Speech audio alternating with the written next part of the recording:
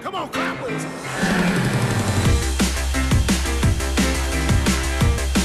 Come on!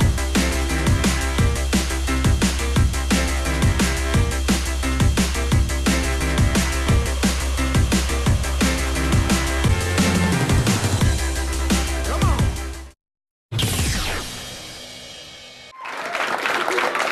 Welcome back to part 2 of the show. The UK paintball industry is fortunate because unlike many other countries, we have a governing body which looks after the game. So it gives me great pleasure to welcome here tonight the chairman of the UKPSF, Mr. Steve Bull. Thank you very much. Nice warm welcome. Thank you very much. How's your journey, okay? Very good, yeah. Yeah. No problem at all. Right, let's go all the way back to the beginning then. UKPSF, why was it set up and when? It was set up in the late 80s by concerned site owners, trade members. Concerned site owners, trade members. Who's involved in that then? The exact people like the people from Mayhem, Paintball games then, in the very early days, and individual players who, most of them are not around in the industry now. And it was set up to protect the sport because in the late 80s it was imminent that it was going to be banned. Nothing to do with the paintballs, nothing to do with the guns, but to do with the propellants, because CO2 was an illegal propellant in those days. So the UKPSF, as it was set up then, was the EPSF. It was set up, and by putting pressure on government and the chief police officers, it had it changed, and they wrote in CO2 into the Firearms Act as the direct result of the EPSF. So how do you do that? Do you literally just get on the phone and try to speak to the right person, set up meetings, or how does it manifest itself that you get those changes? Yeah, to a degree, that's what happened in those days. You know, they badgered the local MPs, badgered the Home Office, and the police, because the police wanted it clarifying. The last thing they wanted to do was arresting people because they had a bottle of CO2 in the car. So was it a genuine risk to the game then that it could have been banned? Was it? It was a genuine risk. It could have been banned. We were shut? I don't know how close, physically how close, but it was a situation where if it hadn't been sorted out, some local police officer could have arrested someone for carrying a bottle of CO2 in the car, and next thing you know, it's in court, and as we all know, once things go in court, it gets blown out of all proportion. Yeah, well, they shut them paintball in Scotland as well. Well, yeah, in Scotland, paintball was banned for about 4 actually years. banned because of that, and it was all down to more to the propellant than to the actual physical guns. So the UKPSF as it is now, who's the main focus? Do you look after players or sites or trade, or what's the main focus? The main focus is obviously on the sites because they put the biggest amount of money into the UKPSF. So the main focus is on sites. We represent sites, local authorities with council planning applications, things like that. We've been in a situation where we've been in with the Home Office and things like that. But we do try and represent the players. Unfortunately, paintball is one of these few sports where you can play at a reasonable competitive level and you don't have to be a member of anything. You can just turn up and play. You can't play football on a weekend recreational team without being a member of the football club and in turn the FA. Do you think then that all players should be members of the UKPSF? Personally, I do.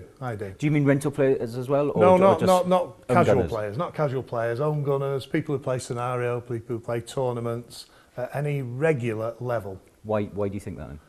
It protects the sport. I mean, as an industry, if we can show to the people like the Sports Council or the UK Sports that we have a high membership base, it shows that we are a proper sport and we're not just a weekend pastime, which unfortunately most people seem to believe we are. We are just another arm of shooting, and that's it. Do you agree with this? The players should all be Yeah, members? definitely. Yeah. I mean, me and Steve talk about it a little bit, and it's quite frustrating, I think, for Steve. I mean, it's not a big organisation. He's not, chairman of thousands of people. Sort of, he needs to get money into it, and then we can take things further. And I run a poll. I run a poll on our Facebook group for the company, and there's about 400 respondents. You would have seen it, Phil, asking should membership be compulsory, and it's £1 a month, isn't it? It's about 12 quid a year. Yeah, it's £15 a year, but that membership is predominantly spent on an personal accident insurance policy. Where all the money goes. It's not that, we charge £15 a year for membership and £5 of that just goes into the pot for promotion. It doesn't.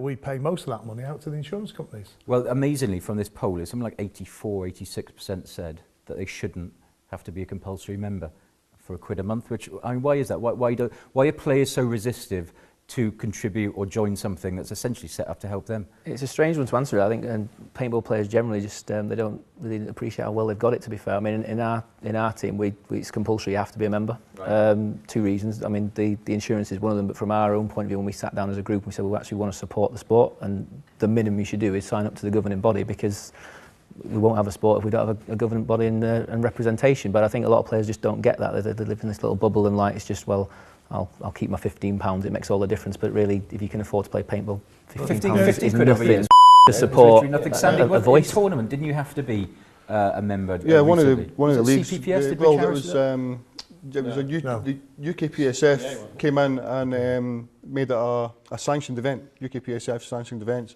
So you had to be a UKPSF member for that year, and that was a good thing, because essentially the problem you've got with paintball players in general is their money's tied up playing paintball, buying paint, blah, it's blah, 15 blah. quid a year. Yeah, I know that. But it can't be a money issue, surely. Maybe it is.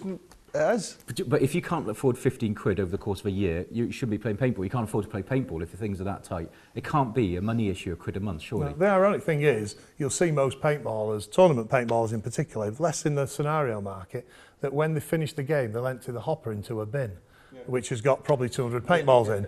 Well, there's £3 or £4 straight away. You do that a couple of events and you've paid your money. Well, I mean, no, they don't. Well, We're talking about players, and we've got 50, 60 players here in the studio. What do you guys think? We've got the Onslaught guys over here. Do you think it should be compulsory to be a member of the UKPSF or not? I don't think it should be compulsory. Why not? Why not compulsory? It's 15 quid. Yeah, it's only £15, but it's just, if they want to do it, everybody knows what they offer. But you know the guys who choose not to do it, they're the guys who benefit from having the UKPSF. We just heard a minute ago that the game was nearly banned, and purely because of the actions taken by UKPSF. It's not banned. I think if you brought it in as compulsory, I'd like to see who, out of the people that say it shouldn't be compulsory, actually step away from the game, or actually shut up, pay the 15 quid, and then actually continue playing the sport. Yeah, the ironic thing about it is as well, when you say to people, should it be compulsory, it's actually the ones who don't join who then invariably become the most vocal when there is an issue.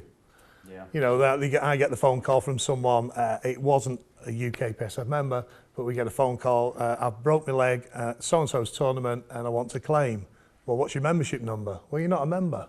In that case, you can't claim. It's that simple. I would say the harshest critics I've seen of the UKPSF on the internet and stuff like that tend to be players. I think the irony is who contribute the least to it, and it always surprises me. It was the same players who, on the back of the Olympics, were all going, let's get paintball as an Olympic sport, and it's like, well, you need a governing body to do that, but they refuse to support the governing body. So it shouldn't be 15 quid anyway. It should be. No, it should be £25, and then there'll be another £10, and then we have money then, which can be used to promote the sport. To sort of spin things on in a more positive way, though, we play a lot abroad. I go away with Yorkie a lot all over the world, and they're really jealous that we've got something, because most countries have absolutely nothing at all, no structure, no governing body at all. Are we better off here in the UK, or are we behind the curve? We're better off in the UK. We seem to be ahead of the curve. Oh, definitely. I mean, a phone call the other day from Malaysia.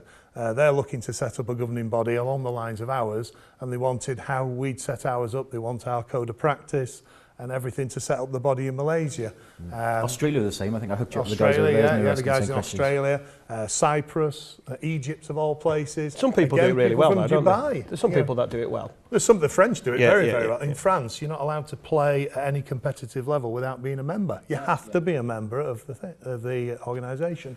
Well, every week on the show, the guests have to take part in our Splatmaster Challenge, and Steve's already doing it. Let's see how he got on.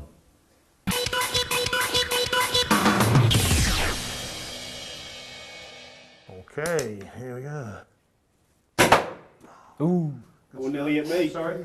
Yeah. Was that a miss? That's a miss. Yeah. Oh. Yeah. Miss again. Try the board. Don't worry, Billy. You'll still beat Leeds. Oh. 3. Embarrassing. We haven't got a 0 yet, have we? It's the first 0 game. Oh. Scaring it. I am.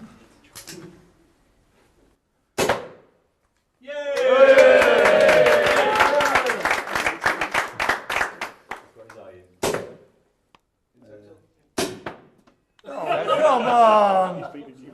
Yeah. Too short. Oh. I think they That is a dark wood round for you. Is it safety? Oh! It's last shot, is it? It is as well. He's beat me with 2 on the board.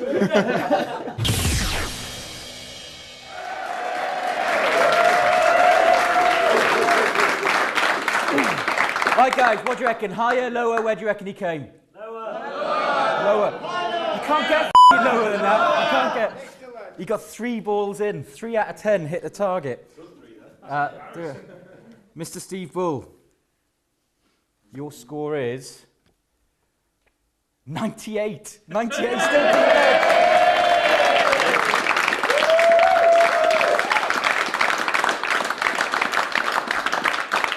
I'd just like to point out that he did actually beat Leads, even though he only got 3 balls in. So That's why we invented better guns. Over there. Yeah. Good. Steve, if you had one message that you could get across from today, what would that be?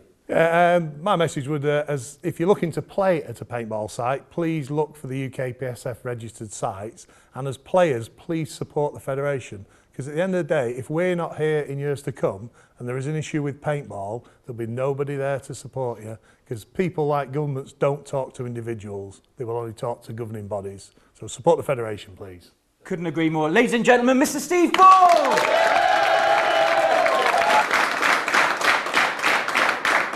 Right, it's time for a short break. We'll be right back in a couple of minutes.